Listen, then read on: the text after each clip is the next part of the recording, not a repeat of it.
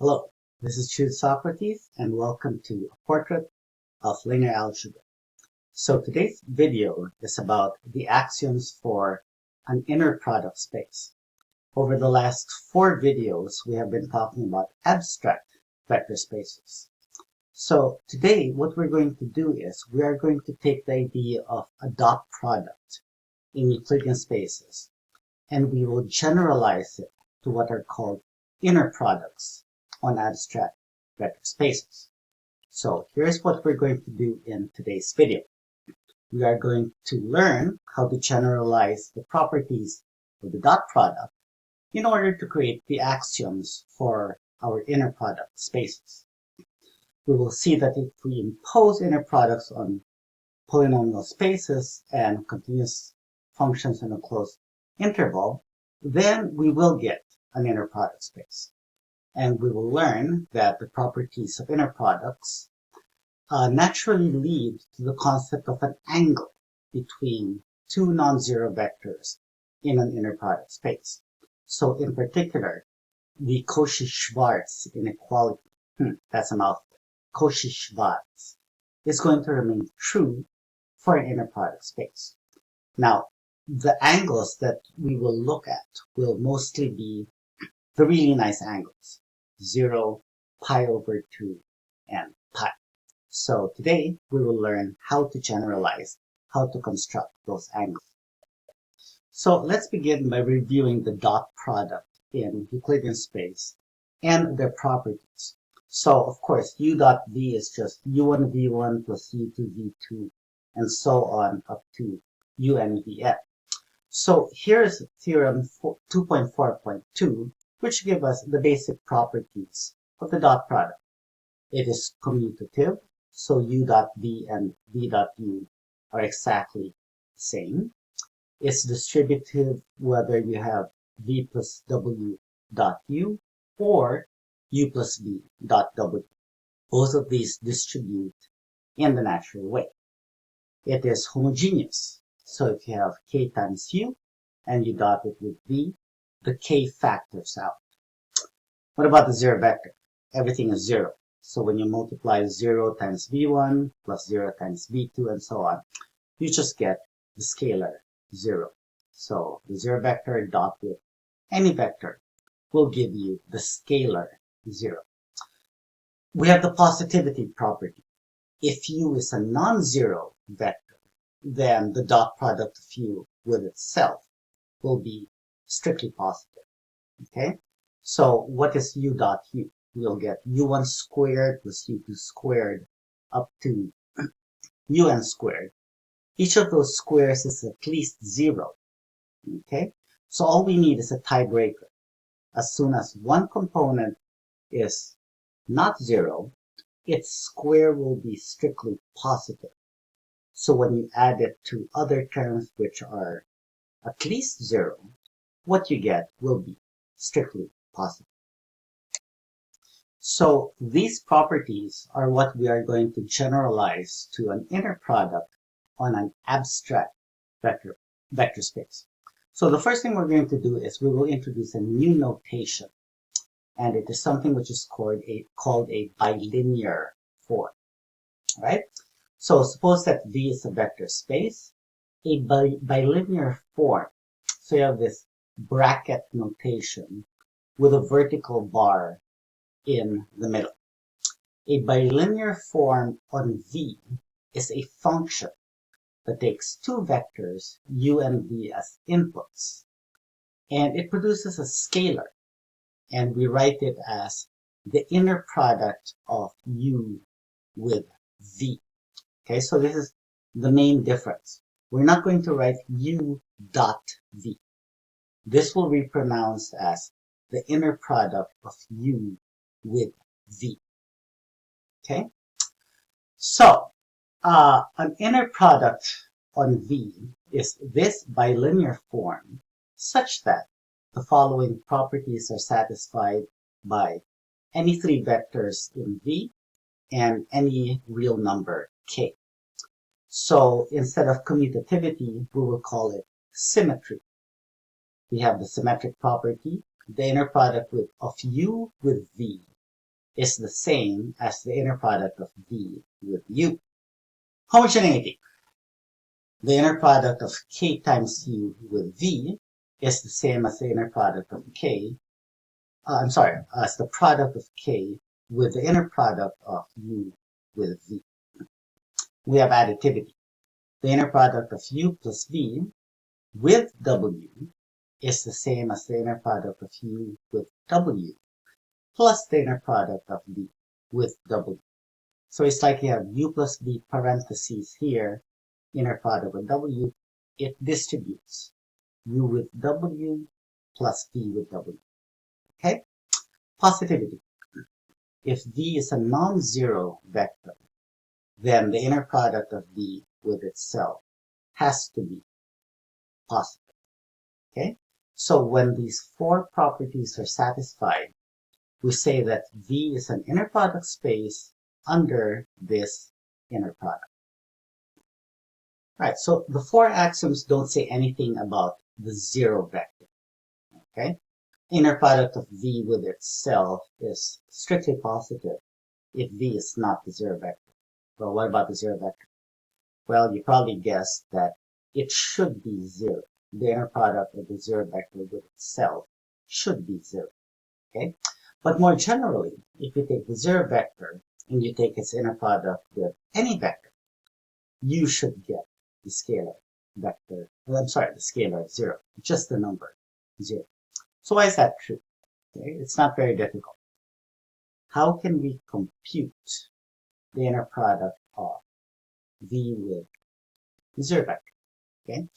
Well, you've seen this trick before. We write the zero vector as the zero vector plus, there you go, plus the zero vector. Okay?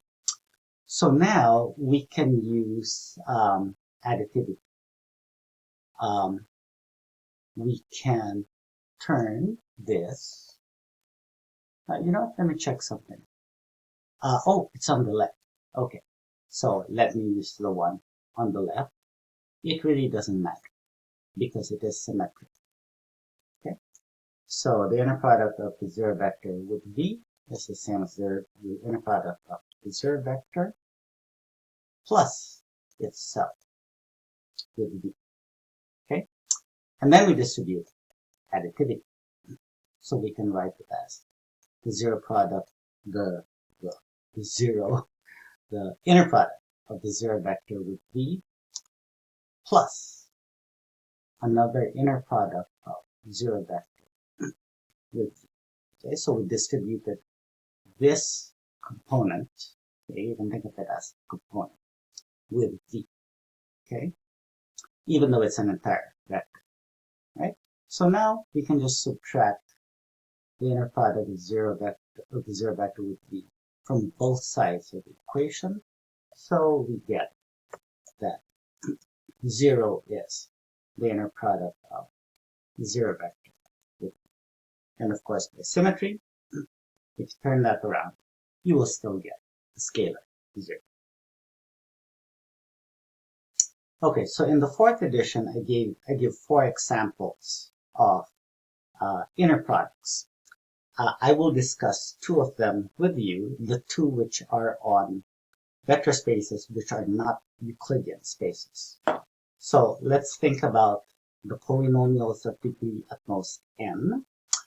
We will choose n plus 1 distinct numbers, label them x1 through xn plus 1. How will we define the inner product of 2 polynomials? We will plug in these numbers, x1, into p and q. Multiply the 2 answers together. Plug in x2 into p and q. Multiply them together. And so on up to xn plus 1. Plug it into p and into q. Multiply the 2 answers together. Okay? So it almost looks like a dot product, don't you think? P1, Q1 plus P2, Q2. If you don't say the x's, it almost looks like a dot product. Okay? But it's really more like a sampling. We take a sample of P at x1, sample of q at x1, multiply them together. That's the contribution of x1 to the inner product. Okay, so let's do something concrete. What if we're in P2 and we're supposed to pick three numbers, n plus 1. 2 plus 1 is 3. So what if we pick -2, 0, and 1? Okay, so we're going to sample the polynomials at these 3 points. Okay, so plug in -2 into P and Q, 0 into P and Q, 1 into P and Q, get those numbers, multiply them together, add them all together. That's the inner product. Okay, so here's an example. What is the inner product of these two quadratics, right? So one systematic way to do that is to create a table. So let's insert table. We will have, I think, 3 rows, and we're plugging in 3 numbers, so 4 columns. Okay, so we will have this quadratic on the second row, and this quadratic on the third row. Okay, 3 columns. So we're going to plug in -2 and 0 and +1. Okay, so I didn't pick very big numbers, so the arithmetic will be easy. Okay, so focus. Plug in -2 into the first quadratic. 4 times 3, 12, plus 10, 22, plus 2 makes 24. Plug in 0, that's easy. We get 2. Plug in 1. 3 minus 5 plus 2, we get 0. There's nothing wrong with that. -x squared plus 4x plus 7. Okay, so -4 minus 8, -12 plus 7 is -5. 0, we get 7. 1, we get -1 plus 4 plus 7, so 11 minus 1 makes 10. All right, excellent. So we're ready. The inner product of these two polynomials is going to be 24 times -5, so that's -120. 2 times 7 plus 14. Oh good, we don't even need a calculator because the third term is 0. So we will get -106. There we go. That's the inner product of those two quadrats. Okay, so that's nice. We got a number. We have no idea what that number is supposed to mean. But remember that it's only an inner product if it satisfies these 4 properties.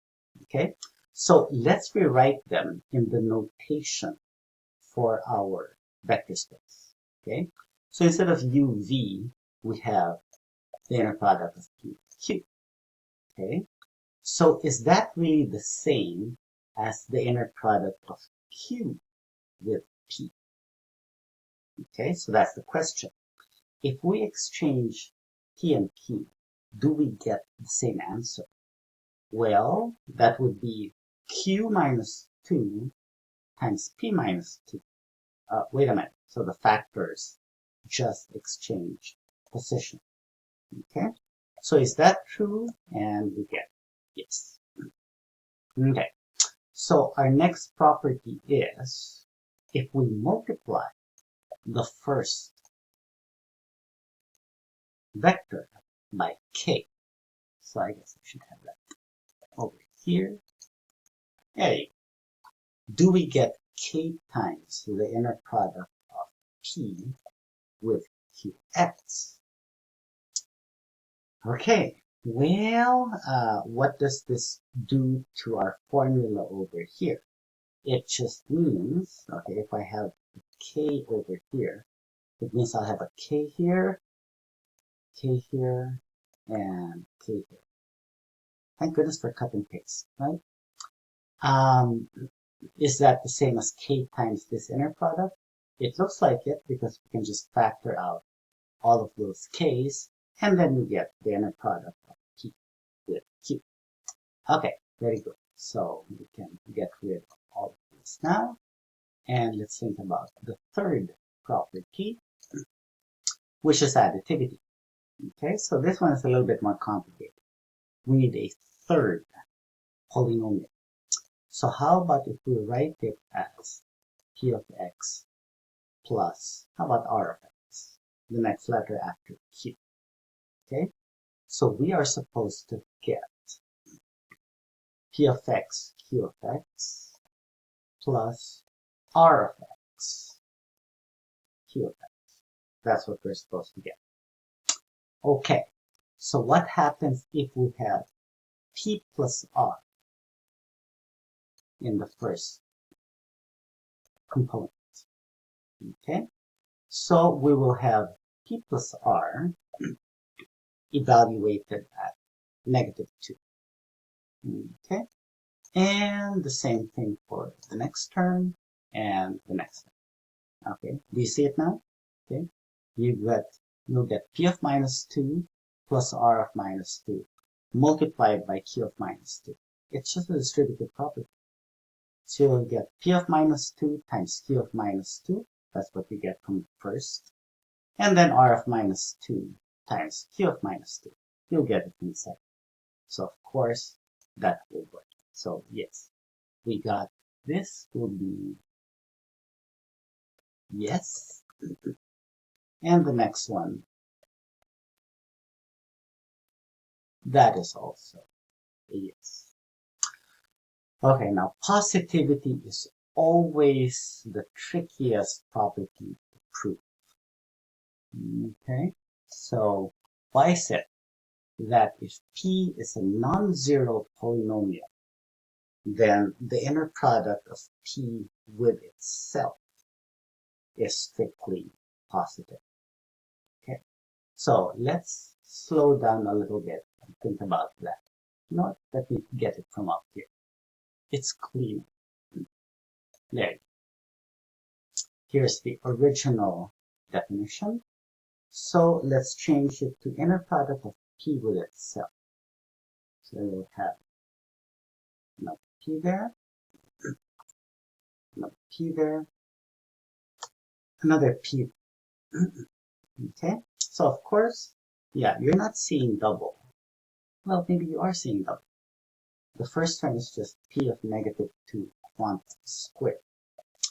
And then you have p of 0 quantity squared. And then finally, p of 1 quantity squared. Okay, so why is that? Should that be positive? Is that always positive? Okay, so this is where our domain is important. What domain? Where are we playing? P2. Okay, so our polynomials are all from P2. Okay, this inner product of p with itself is the sum of 3 squares. Okay, so of course each of these cannot be negative. The first one is at least 0. Square any number, it's at least 0. P of 0 squared is at least 0. Okay, all 3 of them, when you square, they are at least 0. Okay, so when you add them all together, okay, so obviously when you add them all together, then the sum is also at least 0. So that's good. We're not going to get the negative number. The tiebreaker is, can we get 0? Okay, we have to exclude the possibility of being 0. Okay, can we get that the sum of these 3 squares is exactly 0. That's the part there. Think of it. Okay? Well, you're adding 3 squares. How can you get 0? If so, what has to happen? Each of these numbers has to be 0, right? The only way for these 3 squares to add up to 0 is all of them have to be 0. Okay?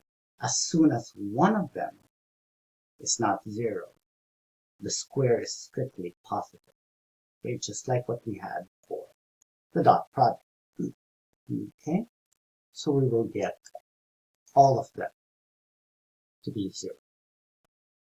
Let's put a period there, and let's put there. So what has to happen? All of them now have to be 0. If the square of a number is 0, then that number has to be 0. So thus, p of minus 2 itself has to be 0. So is p of 0, and so is p of 1. Okay, so now this is where the domain becomes really important. Okay? Can this happen in P2? Our polynomial is at most degree 2. What does the fundamental theorem say? There are exactly 2 roots for a quadratic. Possibly imaginary, but we have only 2 roots. But a polynomial in P2, where is my space? There you go. Polynomial in P2 has exactly 2, possibly imaginary roots. So we can't have all 3 of these numbers to be 0. You're only allowed 2 roots, possibly imaginary. You can't have 3 real roots unless, oh wait a minute, unless we're missing an adjective. A non-zero polynomial has at most 2 possibly imaginary roots. It could still be a linear polynomial, in which case it will have only 1 root. Okay? So therefore, we can't have all of these numbers to be 0. So thus we get the positivity property. Okay, so the second example of an inner product I want to show you is on the space of continuous function on a closed interval AB. Okay? What will be the inner product of 2 functions f and g? It's an integral.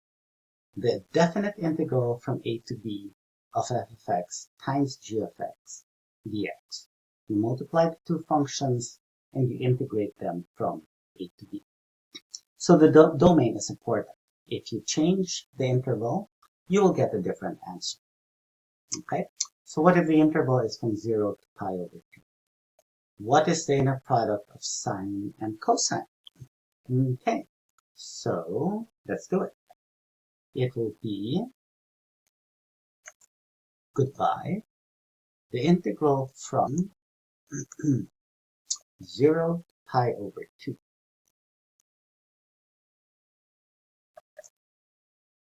of the product of those 2 functions.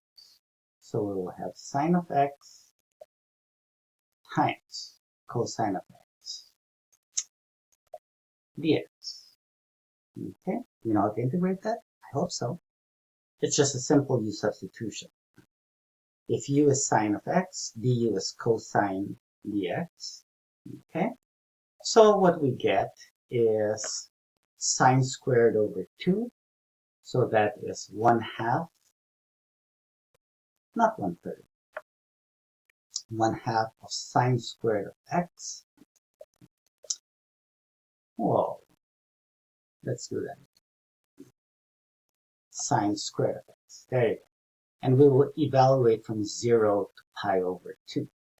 So it will be 1/2 sine squared of pi over 2 minus 1/2 sine squared of 0. Why did I bother? That's just 0. What is sine of pi over 2? That's 1. So we just get 1/2. Okay? So in a way, this was easier than the last example, if you know how to integrate, of course. Okay, so is this an inner product? Okay, so let's copy the formula down here, and let's look at the 4 axioms. I have them ready down here. So let's go over the 4 properties. Okay, so this time we have inner product f with g. Is that the same as the inner product of g with f? G and f. So if you exchange these, you'll just get g times f. Oh, commutative property for numbers. Yeah, it's exactly the same. So once more, we get S. Homogeneity. If you multiply one function by k, this one, then that means you multiply that function by k. Oh, everybody knows the property of integrals. You can factor out that k. So you will get the right hand side. Okay, so let's just put that here. You will get times, here we go, k times the inner product of f with g. Okay, the third one. So you will have something like f plus h with g. That will be f with g plus h with g. Okay, so let's put that over here. F of x plus h of x. There we go. Alright, so it means we will multiply f plus h to g of x. Okay, but we have the distributive property, so of course we can write this as f times g plus h times g. So let me see if I can get creative here. H times g. Yes, I can do that. And haha. Like so. So of course I can break that up into 2 integrals. And the first one will be the inner product of f with g. The second one will be the inner product of h with g. So you will get exactly what we want for the additivity property. Okay, the last property is always the hardest one to prove. Okay, if you have a non-zero vector in the space of continuous functions from A to B, why is the inner product of f with itself strictly possible? Okay, so let's copy this down. Okay, so that fourth property is inner product of f with itself. So that's what it looks like. Is that really strictly possible? Okay, if your f of x is not the zero vector, who's the zero vector? Z of x, right? Okay, so, what does this look like?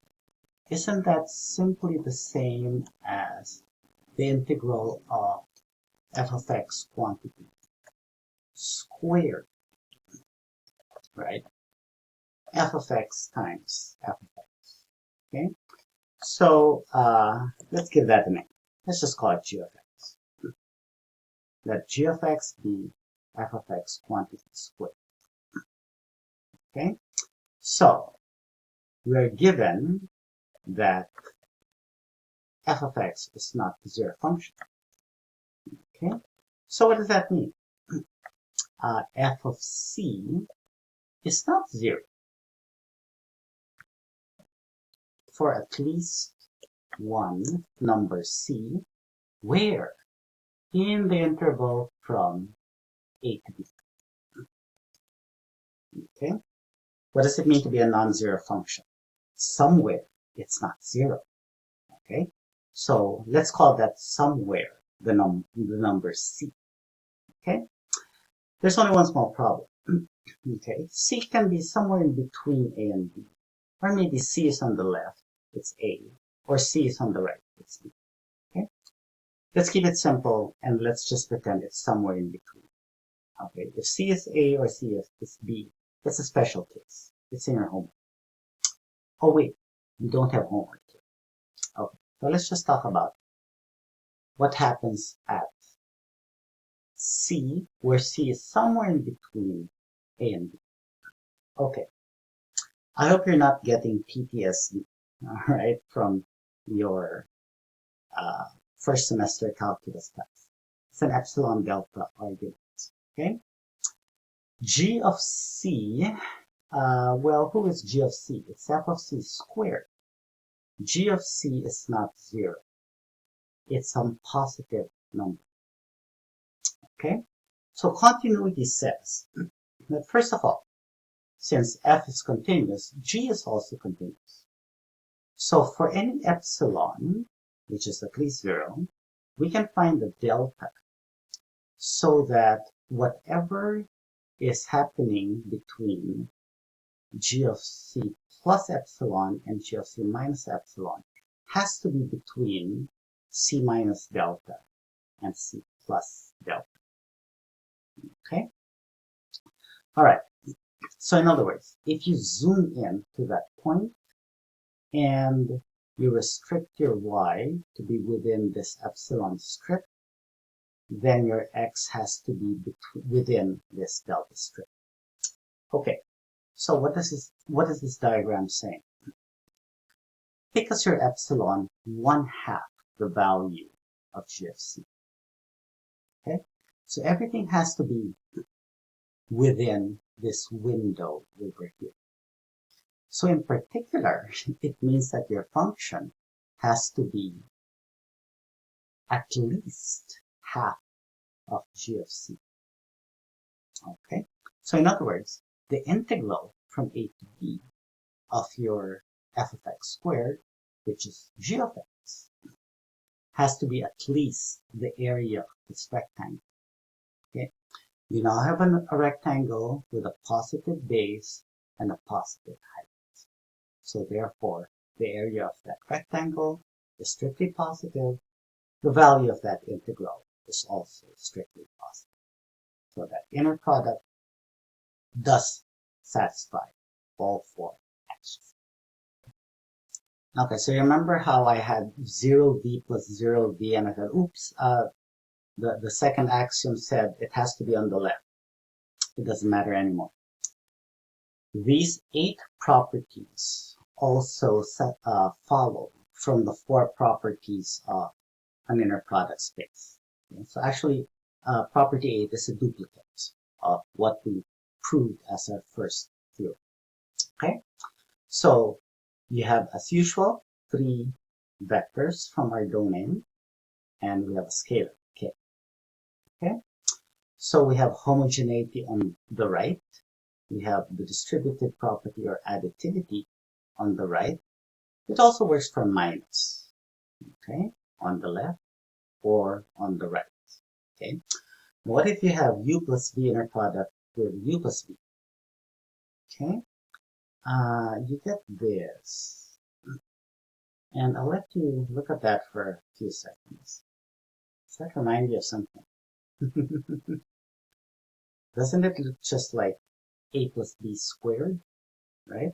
A squared plus 2ab plus b squared. And yeah, it's essentially that same idea. Okay, what about this guy? U plus b with u minus b. U plus b times u minus b. If there were no arrows on top, you'll just get u squared minus b squared, right? So yeah, it's just inner product of U with itself minus inner product of V with itself. And of course, number 8 is our first theorem. Okay, so speaking of the inner product of a vector with itself, that is exactly what we call the norm of a vector. And there are 3 words for it. Okay? So if you have a vector, I guess I only need one vector. You can erase this one. Okay, the norm or the length or the magnitude of V is given by the symbol, which we pronounce as one of these words. The norm of V, or the length of V, or the magnitude of V. Okay? It is the square root of the inner product of the vector with itself. Okay, so property 4 said that length is positive if V is a non-zero vector, and our theorem said it's 0 if V were the 0 vector. So either way, you can get the square root, right? So another way to say it is that the length of a vector squared is the inner product of the vector with itself, right? So in particular, we call V a unit vector if its length is simply 1. And the set of all unit vectors in V is called the unit sphere or the unit circle. Okay, so we actually now get to the most important part of this development. It is the same theorem that we saw in chapter 2, except we saw it in this form, that the absolute value of the dot product of 2 vectors is at most the product of the 2 magnitudes. Okay, so the only thing different now is the notation. So for all vectors U and V from an inner product space V, the absolute value of the inner product of U with V is at most the product of the length of U and the length of V. So another way to write it is to square both sides, and then you will get that the square of the inner product of U with V is at most the inner product of U with itself times the inner product of V with itself. So all you need to do is use the 4 axioms of an inner product space and those 8 properties that we have in order to prove the generalization of this property. The proof is essentially the same as what we saw in chapter 2, except with this new notation. Alright, so let's bring back our first inner product space. Okay, so remember this was on P2. We did this computation. Let's see if the Cauchy-Schwarz inequality is really true for this example. Okay, so the absolute value of the inner product is just going to be 106. Okay, but on the right side, we're going to need the length of these 2 vectors. Okay, so we are going to find the inner product of a vector with itself. Okay, so let's copy that. Inner product of the first one with itself. Yeah. Okay, so it's just you square these 2 numbers and add them together. There we go, 580. So the length of this first polynomial will be the square root of 580. That looks nice. Okay, so what about the other one? So we need the length of the second vector.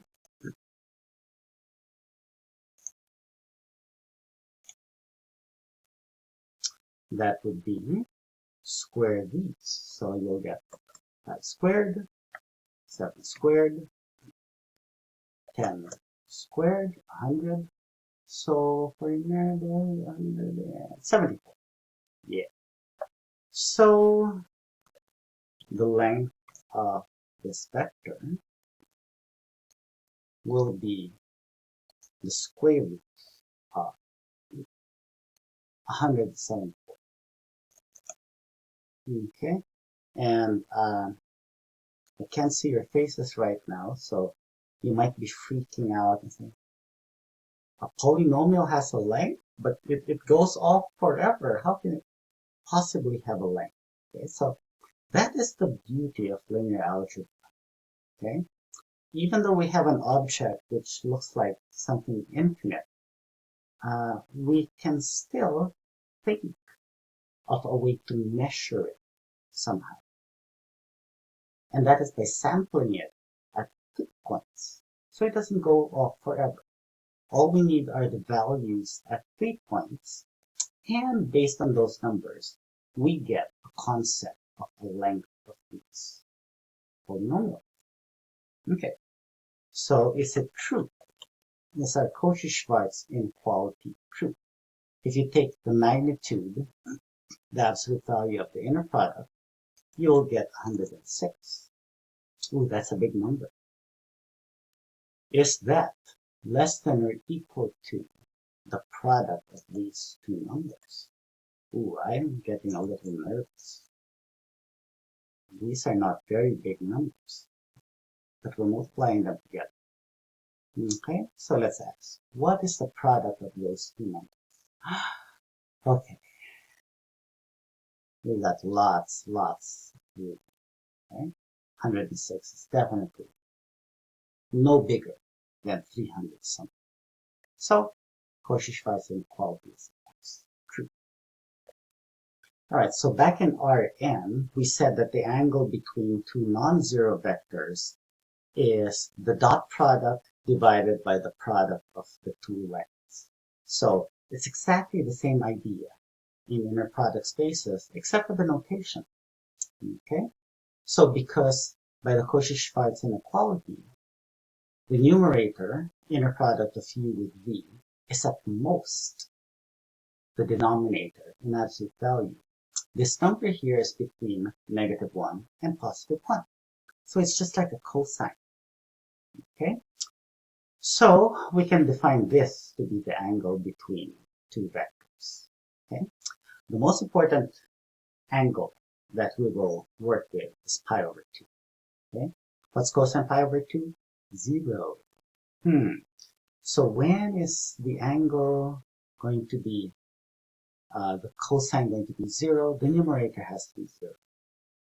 Okay, but we did say that the inner product of the 0 vector with anything else is going to be 0. Okay? There's just one small problem. The length of the 0 vector is also 0. And we know from calculus, you're never allowed to divide by 0. Okay? Except in this case, we'll make an exception for 0 over 0. Okay?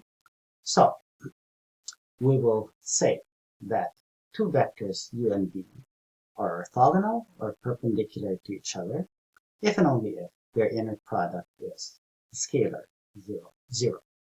Okay? So u is orthogonal to v if and only if inner product of u with v is 0. Right?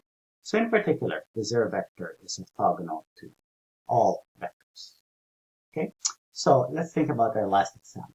Let's scroll back up here. Okay? So this is our inner product.